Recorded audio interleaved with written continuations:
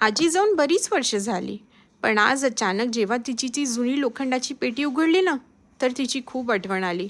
पेटी उघडताच तिचा तो ओळखीचा वास आणि त्यात असलेली फणी, लाल लिपस्टिक आणि ती कुंकवाची डब्बी तशीच होती. आजी आमची दिसायला सुंदरच होती म्हणा तसं.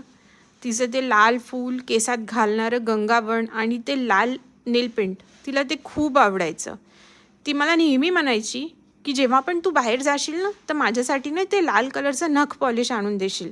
आणि मी पण वेड्यासारखी तिच्यासाठी ते नख पॉलिश तिचं लाल रंगाचं आठवणीने आणायची.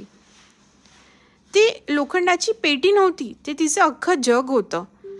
भले आजी आज नाही आहे, पण तिच्या त्या आठवणी आणि त्या आठवणीमधून येणारी तिची ती एक नवीन ओळख या जुनी ओळख म्हणा, ती आज तशीच जिवंत आहे.